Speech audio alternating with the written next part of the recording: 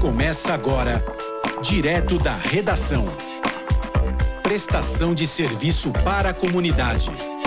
As notícias do Grande ABC. Uma produção da redação multimídia da Universidade Metodista de São Paulo. Direto da redação. Deficientes enfrentam problemas para conseguir emprego. Mês de setembro é marcado pela prevenção ao suicídio. Jovens se preparam para a época de vestibulares. Tudo isso e muito mais agora no Direto da Redação.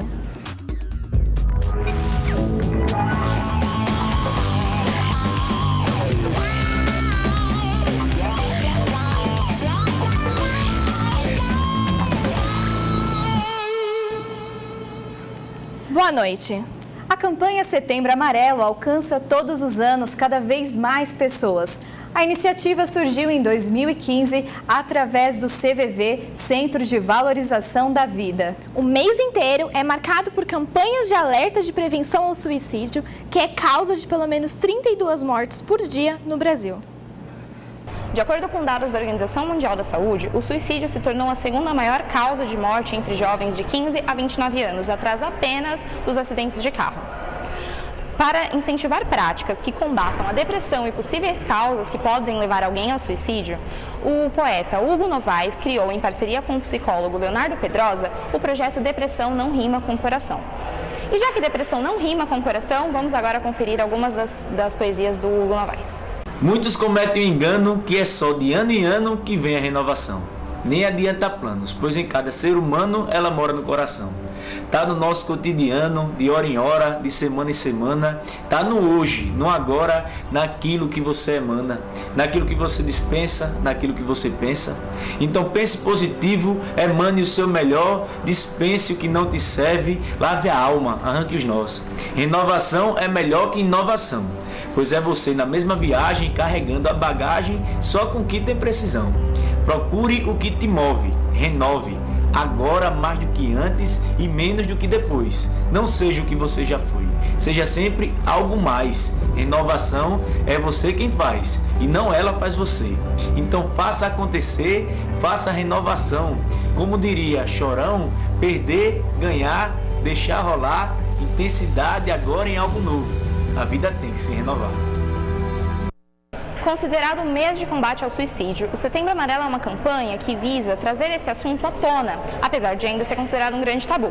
Para mais informações, basta acessar o site setembroamarelo.org.br. Letícia Vasconcelos para o Direto da Redação. Esse é um assunto sério e que precisa ser debatido, não é?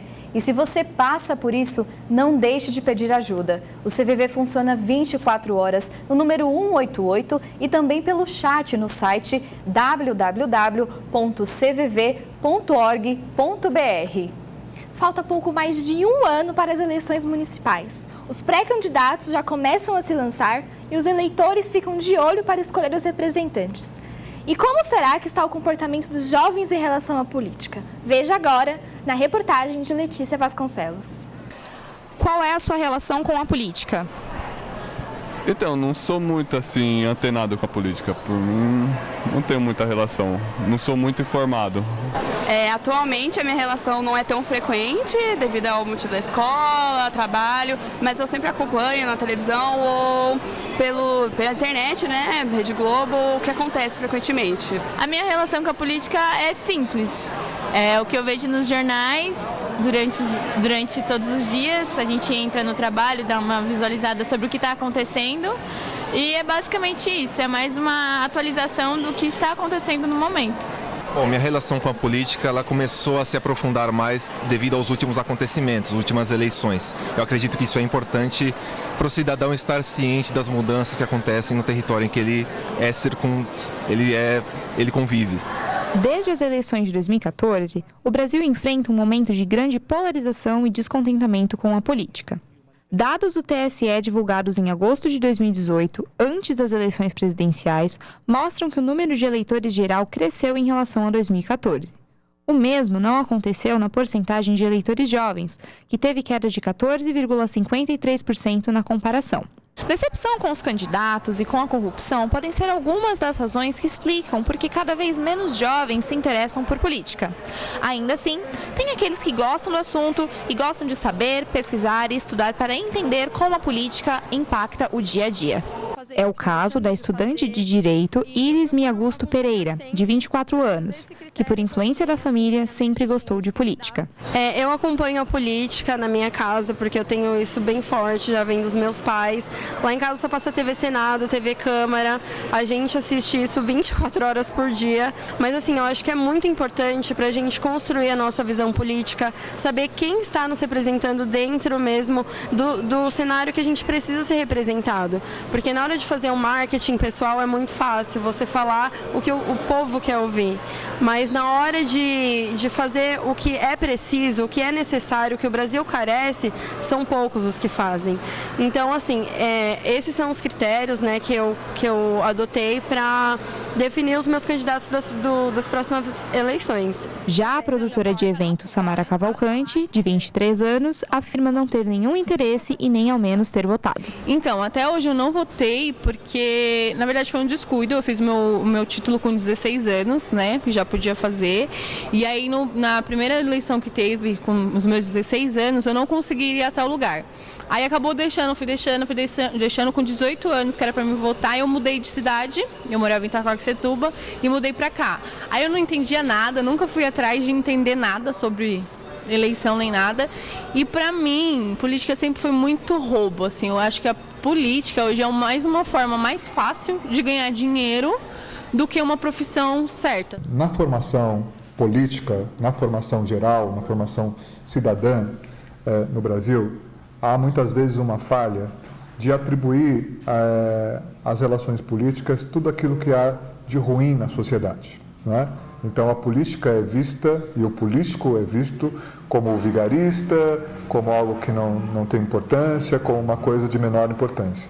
O grande problema disto é que quanto mais nós nos ausentamos do processo e da discussão política, mais espaço a gente abre para aquelas pessoas que são os oportunistas no mundo político, né?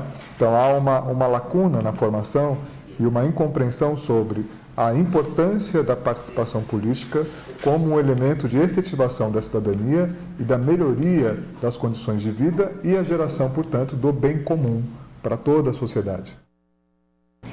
E vamos para a agenda cultural do fim de semana. Com início nesta sexta-feira, a Festa das Nações vai reunir danças típicas, atrações culturais e muita comida boa em Ribeirão Pires. Entre os destaques da programação está a apresentação da banda Ofela Soul Music e pratos típicos do Japão, Hungria, México e muito mais.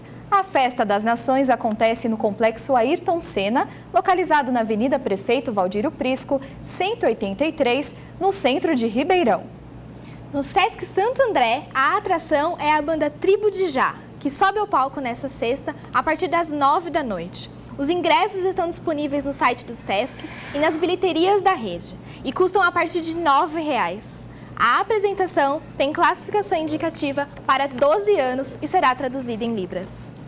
E os fãs de um dos heróis mais icônicos da cultura pop já podem curtir a exposição Batman 80 anos, que acontece no Memorial da América Latina, do ladinho da estação Palmeiras Barra Funda do metrô. Para mais informações, acesse o site batman80expo.com.br. Veja ainda no Direto da Redação. Ruge daqui, Ramos de lá. Praça dos Meninos e o novo Parque das Bicicletas em São Bernardo do Campo.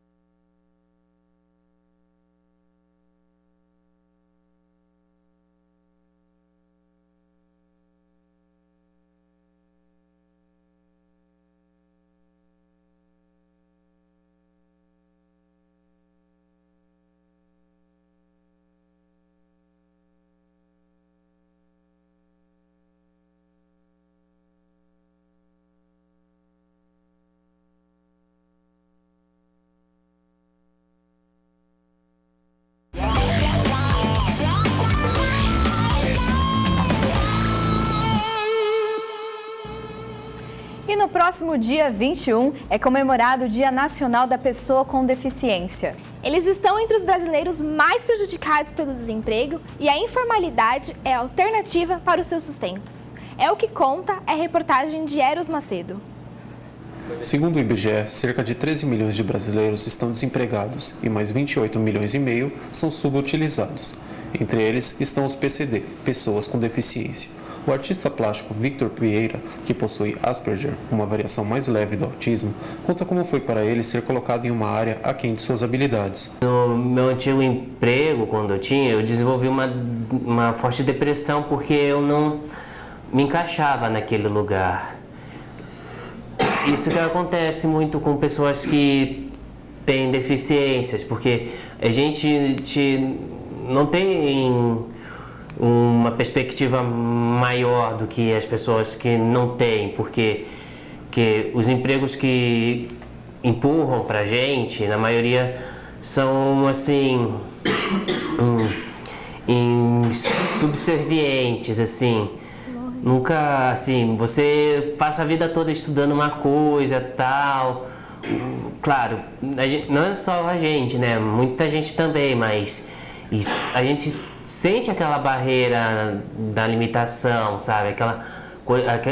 Aquele muro invisível. Mesmo com a lei de cotas de 1991, os deficientes sofrem para serem introduzidos no mercado de trabalho. Seja por ignorância, seja por preconceito, as empresas deixam de contratar com medo de tomarem um prejuízo. A advogada Luciana Saldanha, especialista em direito trabalhista, explica que há consequências para as empresas que não se adequam à lei de cotas de contratação e que medidas punitivas podem ser tomadas para quem não cumpri-las. A própria legislação, ela estabelece um limite de contratação, uma imposição de contratação de um deficiente ao trabalho. Então, nós temos a lei previdenciária, que é o decreto 3048/99, que ele estipula que a cada de 2% de deficientes, 200 empregados, você tem 2% de deficientes contratados, 300 empregados, 3% e assim sucessivamente. E além dessa obrigatoriedade, você teria também que ter condições para ter o deficiente na sua empresa. Então, você tem que fazer adaptações, e isso é algo que as empresas acabam achando, eu vou ter gasto, então por isso não vou fazer a contratação do deficiente. E muitas delas acabam levando multas do Ministério do Trabalho, ou até mesmo o próprio deficiente que quer a inclusão, né, do trabalho e não consegue pelo fato da empresa não respeitar essas condições, né? E quando o portador ele é contratado pela obrigatoriedade da lei, as empresas também não fazem as adaptações necessárias que prejudicam a prestação de serviço. Muitos deles são contratados somente para cumprir a cota, para que a empresa não seja multada pelo Ministério do Trabalho. E a gente vê que às vezes o portador, o deficiente está naquela função, mas ele só está ali cumprindo tabela, né? Ele não está produzindo, ele não está prestando um serviço a contento. E o que ele pode fazer? Isso é uma prática discriminatória. E ele tem direito, sim, de galgar até mesmo uma rescisão indireta, que ele pode requerer contra o seu empregador. Ele pode pedir também uma ação de dano moral. Mesmo com o amparo da lei, ainda existem aqueles que preferem empreender e fugir da subutilização, como o caso de Maria Paula. Formada em jornalismo, Maria viu na fotografia uma chance de pôr em prática tudo o que aprendeu e também de mostrar que deficientes podem ser muito mais que meros coadjuvantes na sociedade. Eu sempre quis entrar na área de comunicação, era o meu objetivo. E aí eu comecei a conhecer também um pouquinho mais de fotografia, comecei a gostar muito da área. E queria entrar em empresas que focassem muito nisso. Fui tentando várias vezes entrar nessas empresas de comunicação. Muitos eu fui negada porque não tinha acesso no local. Muitos eu fui excluída das dinâmicas, enfim, por não ter acessibilidade no local, sendo que por lei deveria ter, por ser empresas grandes. Além disso, também eu já fui em empresas também que, por mais que tinha lei de cotas, não cumpriam essa lei. Eu queria me colocar em cargos que não eram para mim, que não eram da minha área, e não era o que eu queria. Então, aí eu resolvi seguir na fotografia, de acordo com o que eu fui achando, fui me descobrindo, e aí fui buscando clientes, buscando um mercado que eu fui criando para mim, né? Fui abrindo um espaço para mim, já que não me deram espaço. E São Bernardo do Campo ganha mais um musical no Teatro Lauro Gomes. A peça Hairspray pretende garantir muita alegria para o público e os artistas estão se preparando para isso. Cenário, maquiagem, muita melodia e interpretação. No momento da cena de Hairspray, tudo acontece naturalmente. Mas, por detrás de uma bela performance, há muito trabalho duro. Os artistas se aquecem e iniciam o ensaio com as mais belas músicas dos anos 80. Para cada cena e melodia, existe uma voz diferente que dá vida a toda a história. Entre atrizes e atores, cada um expressa o seu amor, ansiedade e entusiasmo por este grande espetáculo. A peça é produzida por meio da obra Hairspray e Éramos Todos Jovens. A representação é baseada no longa-metragem de comédia que foi produzido em 1988 nos Estados Unidos e dirigido por John Waters. O musical vai acontecer neste sábado, 14 de setembro, no Teatro Lauro Gomes, em São Bernardo do Campo. Para mais informações, ligue para 433-22-820.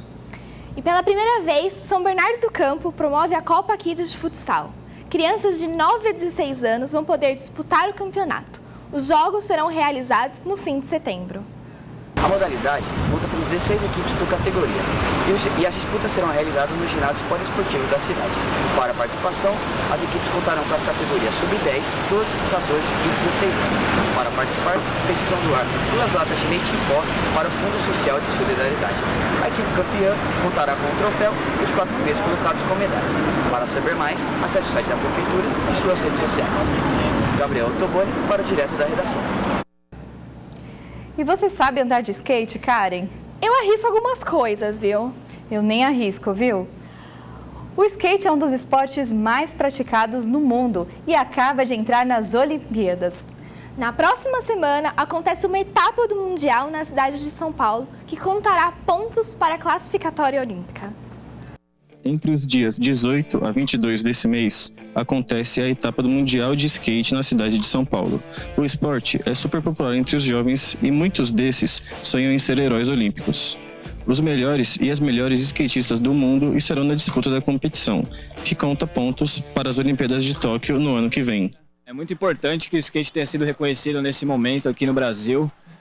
Ano que vem vai ter estreia nas Olimpíadas lá em Tóquio e esse ano, por incrível que pareça, vai ter o primeiro Street League aqui em São Paulo. Vou estar lá para prestigiar os melhores skatistas do mundo e mandar aquela vibe para os brasileiros nessa etapa. Nas 2 primeiras etapas da Street League de 2019, o Brasil já teve dobradinha no pódio feminino. Em Londres, Pamela Rosa saiu campeã e Raíssa Leal ficou com o bronze. Na sequência, em Los Angeles, Raíssa, aos 11 anos, se tornou o atleta mais jovem da história a conquistar uma etapa da Street League. Pamela ficou com a prata. Entre os homens, Luan de Oliveira e Kelvin Hoffler são os atletas que podem garantir medalhas para o Brasil. Os dois já conquistaram etapas da Street League. Como é a primeira vez que o esporte participará das Olimpíadas, muitos atletas desejam se classificar. Serão 80 vagas no total, 40 para as mulheres e 40 para os homens. Lembrando que a Street League é o campeonato que mais conta pontos para a corrida olímpica. O evento irá acontecer no pavilhão de exposições do IMB. E os ingressos para a etapa de São Paulo estão disponíveis no site www.streetleague.com. Os preços dos ingressos variam entre R$ 50 a R$ 100. Karina, como foi sua época de vestibular? Olha, foi uma correria só. Muitas horas de estudo, revisão, ainda bem que já passou, né, Karen? É verdade. E quem está na busca pela tão sonhada vaga na universidade encara a reta final dos estudos. Será que ainda dá tempo de se preparar? O que você acha, Jéssica? Boa noite. Eu acho que sim, meninas. Boa noite. Faltando apenas de 2 meses para o início dos vestibulares, a rotina com longas horas de estudo e nervosismo está chegando ao fim. Todos ansiosos próximo à data sonhada para ingressar em uma universidade pública. Apesar de 2019 ter registrado o menor número de inscritos no Enem nos últimos 10 anos, a prova ainda é muito concorrida e quem quer se dar bem tem que estudar bastante. Por isso, nós aqui do Direto da Redação convidamos o professor Renato Amigo, que é coordenador da Central de Vestibulares do Colégio Liceu Jardim. Boa noite, Renato. Boa noite, Jéssica. Renato, tem bastante pessoas que procuram o cursinho agora, menos de 2 meses da prova. Será que ainda dá tempo de estudar? Bom, cursinhos presenciais é muito difícil abrir em turmas faltando apenas 2 meses. Mas hoje a gente tem a revolução das plataformas de estudo online. Então essas plataformas sim trazem pacotes com 2, às vezes até 1 mês de estudo, 1 mês na véspera das provas. E pensando na questão do estudo, sim, o aluno que começa a estudar 2 meses antes da prova, ele consegue evoluir. Basta saber se essa evolução é suficiente para que ele consiga atingir as metas dele, né? Durante a preparação e no momento do vestibular, quais são as dificuldades enfrentadas pelos alunos? Bom, as principais dificuldades enfrentadas por todos os alunos são de cunho técnico e de cunho emocional. De cunho técnico porque os alunos acabam não conseguindo desenvolver rotinas de estudo. E o cunho emocional porque o aluno sente uma pressão muito grande, a pressão de escolher carreira, a pressão do final do ensino médio, a pressão de um ano de cursinho. Então tudo isso acaba impactando no momento da prova. Como coordenador de uma central de vestibular, teria algum conselho ou uma dica para os estudantes de como montar uma rotina e de como se manter calmo? Bom, a rotina de estudos, o vestibulando, a vestibulanda, deve montar pensando no seu horário livre. Então ele vai pegar todo aquele horário livre que ele tem, ele vai dividir em pequenos blocos com disciplinas intercaladas, porque é assim que funciona na prova, dispondo todo o tempo livre ocupado com esse estudo. A parte emocional, é ideal que o aluno, que a aluna, pegue provas antigas do vestibular que ele vai prestar, para que ele possa se acostumar com o estilo da prova, com o tipo de respostas que ele precisa dar para a prova, porque basicamente isso vai deixá-lo um pouco mais tranquilo na hora H, na hora de verdade, na hora que está valendo. E como última dica para os alunos, fale sempre aquela ideia. Quando você pegar a sua prova, o seu vestibular para fazer, dê uma lida na prova como um todo para que a sua adrenalina baixe um pouquinho. Depois que você fez essa leitura, identifique as questões que são mais fáceis, as questões que são médias e dê prioridades para esses 2 tipos de questão. Questão fácil e questão média. No final da prova, o aluno vai ter tempo para se dedicar às questões que são de dificuldade maior. Essas questões, ele já erraria, ou já teria uma chance grande de errar em qualquer momento da prova. Então, se ele priorizar as questões fáceis e as médias, ele vai ganhar mais confiança para fazer uma boa prova. Obrigada pela participação, Renato. É com vocês aí no estúdio, meninas. Obrigada, Jéssica. E as provas do Enem acontecem nos dias 3 e 10 de novembro. A Unesp no dia 15 e o vestibular da Unicamp tem data marcada para o dia 17. A FUVEST encerra o calendário de vestibulares no dia 24 de novembro.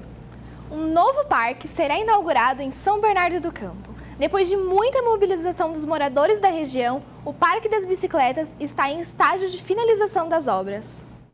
Depois de quase 2 anos pedindo por uma posição da Prefeitura sobre o terreno abandonado na Avenida Aldino Pinotti, os moradores finalmente terão um parque para aproveitar com a família.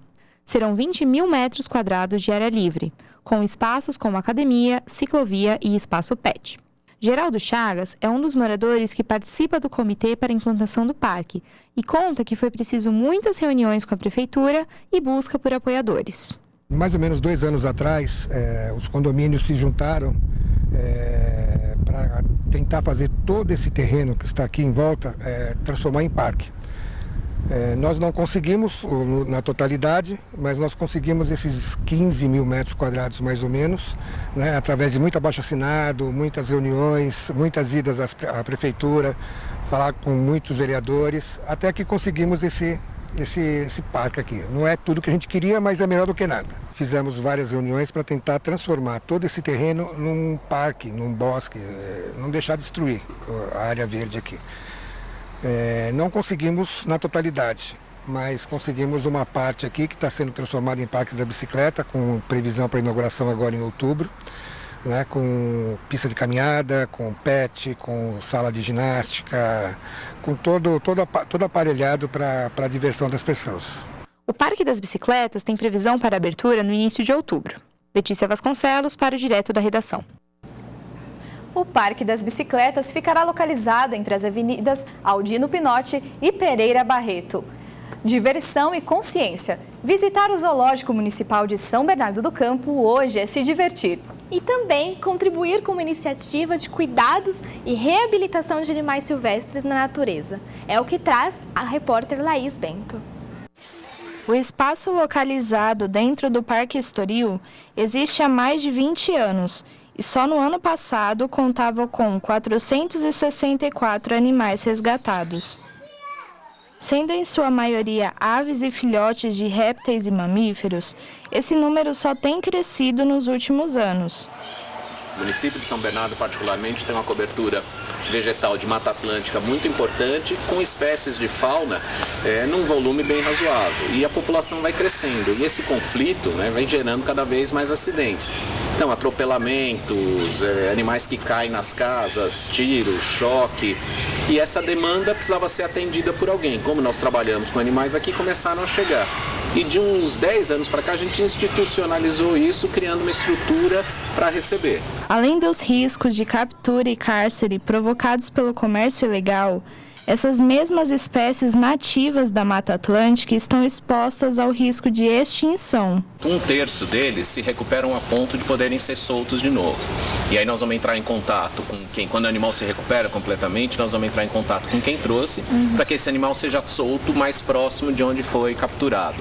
A gente consegue fazer isso em torno de 1/3 dos animais.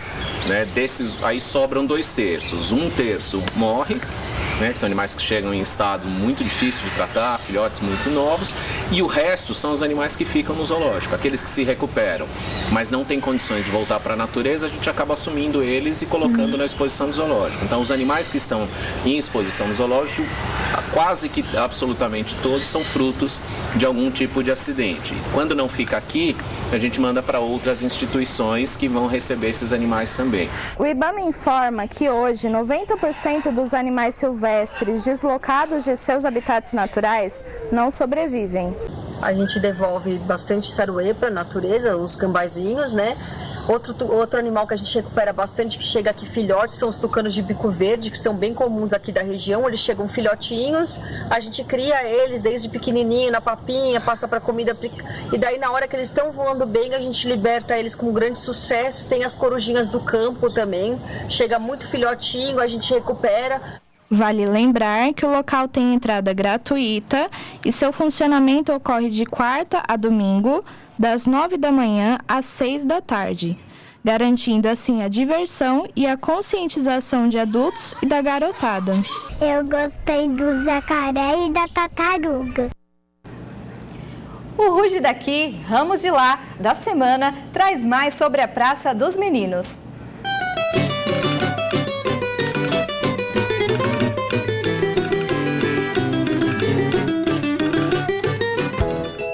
Um espaço verde, um refúgio para uma caminhada, um lugar onde o tempo para.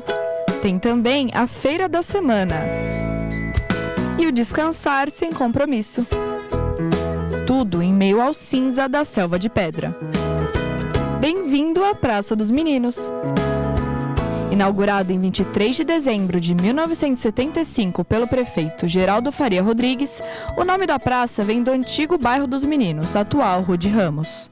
Essa praça aqui, anteriormente, era um campo dos Meninos Futebol Clube, que em 1974, numa permuta com a retorcedeira Ipiranga, a prefeitura cedeu aquele espaço onde hoje é a sede dos Meninos Futebol Clube, Avenida Caminho do Mar, 1322, e aqui foi construída essa magnífica praça que vocês estão vendo.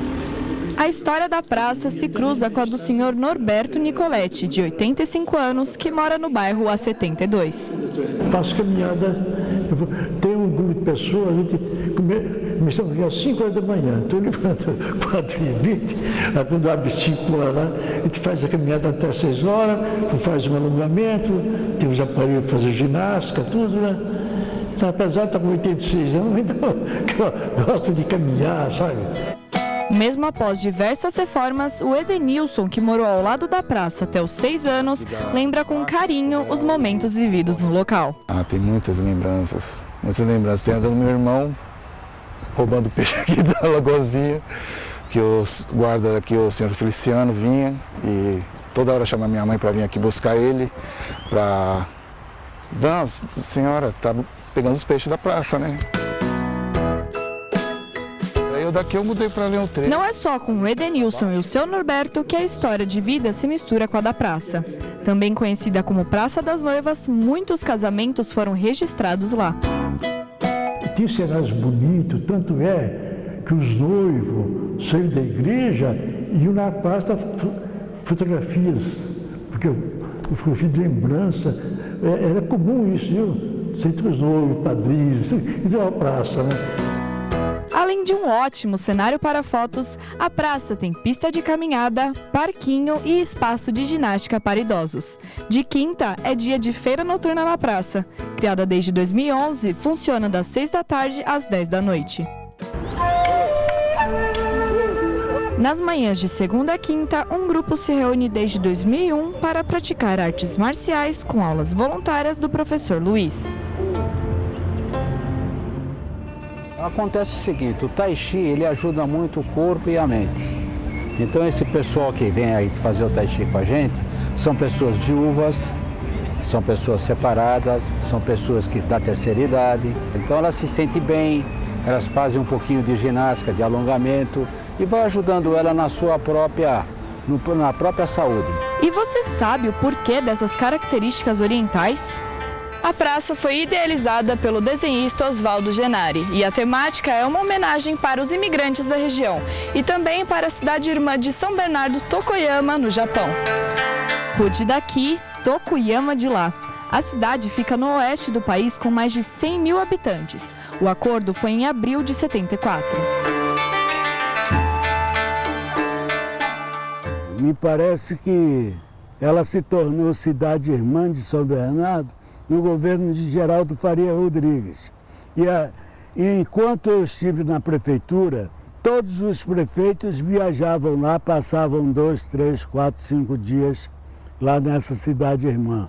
E convidavam também o prefeito de lá para vir e conhecer São Bernardo. 44 anos depois, a praça não está no seu melhor estado. E essa praça, infelizmente, ela é abandonada. Agora que tem algum pessoal que está se interessando. O subprefeito aqui de Ruge Ramos está se interessando. Mas eles praticamente não ligam muito para essa praça, não. E aqui o pessoal realmente deixou de cuidar da nossa praça. Em nota, a prefeitura declarou que serviços de manutenção são feitos regularmente, com vigilância 24 horas junto às GCM. A praça pode botar ser o cartão de visita do bairro, né? Ao lado da matriz, né? Cartão de visita, tão bonito que era, né?